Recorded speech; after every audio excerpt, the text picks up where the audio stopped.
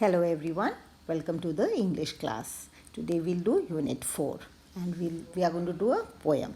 The name is Sea Song.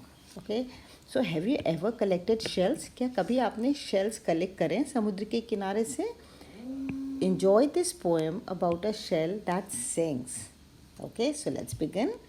The poem is I found a shell, a curly one, lying on the sand. I picked it up and took it home, cold inside my hand.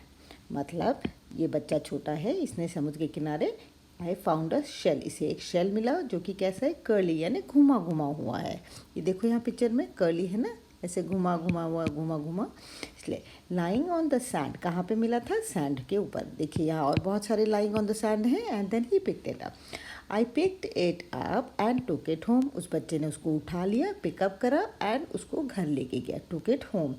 Cold inside my hand, वो ठंडा ठंडा था अंदर से. ठीक है, उसके बाद क्या हुआ, mummy looked at it and then she held it to my ear and from the shell there came a song, soft, sweet and clear. मतलब जब वो घर लेके गया तो उसकी मम्मा ने उसको देखा और उसके कानों पे उसको लगाया, शेल को. और शेल में से एंड फ्रॉम द शेल मतलब शेल में से एक उसको सॉन्ग की आवाज़ सुनाई दी, कुछ आवाज़ आई स्वीट सी. कैसी थी वो आवाज़, सॉफ्ट सी थी, स्वीट और एकदम क्लियर थी. Okay, then the boy says I was surprised, I listened hard, but it was really true. I wish you'd find a nice big shell and hear it singing too. Boy कहता है कि मेरे को बड़ा surprise हुआ, I was surprise, I was wondering. लेकिन उसने बार बार सुना का हार्ड मतलब उसको ध्यान से सुना, बट ये बात सच थी, उसके अंदर से हल्की सी सॉन्ग की साउंड आ रही थी. देन द बॉय सेज कि I wish you'd find a nice big shell. वो कहता है कि आप भी, काश आपको भी एक नया अब बड़ा सा शेल मिले और आप भी उसकी सिंगिंग सुन सको.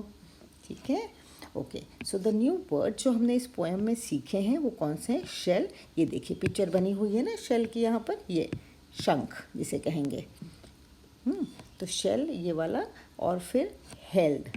हेल्ड मतलब होल्ड करना का पास्ट टेंस, पकड़ना, होल्ड करना. सरप्राइज, सरप्राइज रह जाना, वंडर करना, वो ऐसे. कर्ली मतलब घुमा घुमा, स्ट्रेट नहीं, कर्ल्स में घुमा हुआ. क्लियर, एकदम क्लियर, ये तो आपको पता ही है, कुछ साफ साफ सुनाई देना, उस टाइप से क्लियर. ओके, अब ये वर्ड जो थे इनके हम मीनिंग्स और सेंटेंसेस देखते हैं. शेल, शेल का क्या मीनिंग है, hard protective layer to cover, उसको शेल कहते हैं. जो बाहर की आउटर लेयर कवर करने के लिए होते हैं उसको शेल कह देते हैं. Now the sentences, I collected shells from the sea shore, समुद्र के किनारे से मैंने शेल्स कलेक्ट करे. Held, it means to keep और टू कैरी, मतलब टू होल्ड, होल्ड का पास में हेल्ड, टू कैरी या कीप. सेंटेंस क्या है, I held the bag carefully, मतलब बैग को बड़ी केयरफुली होल्ड किया था. ठीक है. Surprised, the meaning would be something that causes wonder or amazement. Sentence, I was surprised to see my friends at the airport, my friend at the airport. Then it is curly, arranged in curls, मतलब सीधा नहीं, ऐसे straight नहीं, घुमा घुमा सा. ठीक है. और सेंटेंस क्या है, she rolled her hair to make it look curly, उसने अपने हेयर को रोल किया उसको ताकि वो कर्ली हो जाए. देन क्लियर मतलब बिल्कुल साफ, ईजी टू अंडरस्टैंड, साफ साफ. My teacher made the chapter clear to us, teacher ने चैप्टर को बहुत क्लियर कर दिया जिससे बच्चों को पूरा पूरा समझ में आ जाए. Okay, now we come to these questions. Reading is fun. पहला क्वेश्चन क्या है, where did the child find the shell, बच्चे को शेल कहाँ मिला था. तो ये आंसर यहाँ लिख दिया मैंने आपके लिए. ये the child found the shell lying on the sand, sand पे पड़ा हुआ मिला था उसको शेल. सेकंड क्या क्वेश्चन है, what did the child do with the shell, shell से उसने क्या किया था.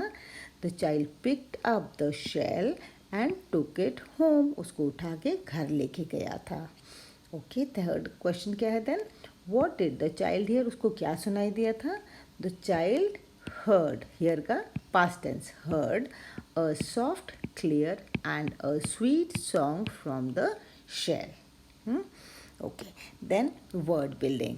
इसमें pick up the rhyming words from the box. इसमें इस बॉक्स के अंदर rhyming words दिए हैं और उसको pair up करना है हमें नीचे दी हुई स्पेस में। तो ये देखिए, इन्होंने एक कर दिया था फाउंड का साउंड, कोल्ड का bold, took look same sound है ना, rhyming words, sand hand, mummy tummy. Okay, rhyming words हैं ये सारे, तो हमने इनको वो कर दिया है, पेयर अप कर दिया है।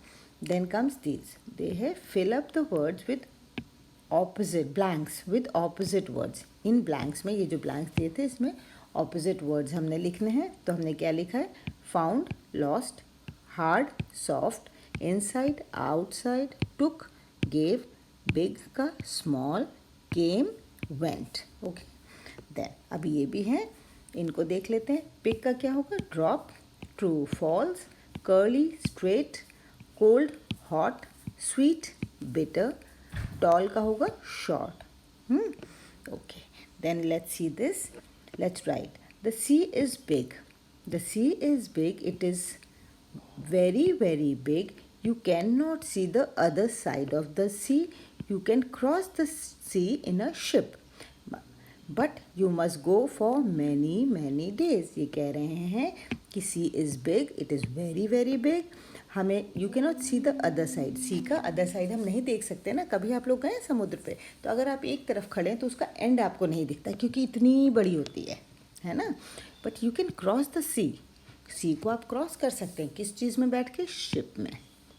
लेकिन क्या होगा, you must go for many many days, पर बहुत दिन लग जाएंगे जब आप शिप से जाओगे। ठीक है, तो अकॉर्डिंग टू दिस पोएम, अब इसमें राइट वर्ड फिल करते हैं। तो sea is very very big, है ना, ये तो हमने अभी पढ़ा है ऊपर। Then you can not see the other side, हमें अदर साइड नहीं दिखता ना, इसलिए you can cross the sea, है ना, क्रॉस कर सकते हैं ना। You can cross it in a ship. अब हम सी को बस में तो नहीं क्रॉस करेंगे, तो दिस इज रॉन्ग, शिप में क्रॉस करेंगे।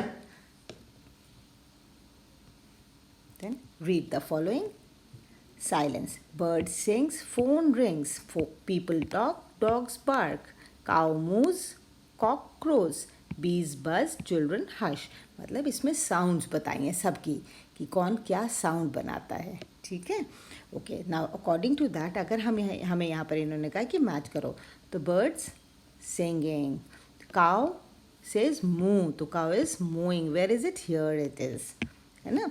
फोन रिंगिंग, ये here the phone is ringing, match कराना है ना हमें। A dog barking, so here it is. Then cock crowing, where is the cock, where is it, here you go. ठीक है ना, ये हमारी मैचिंग हो गई and we are done with the chapter. Now in the next class we'll do another new chapter. Okay, till then take care, bye bye.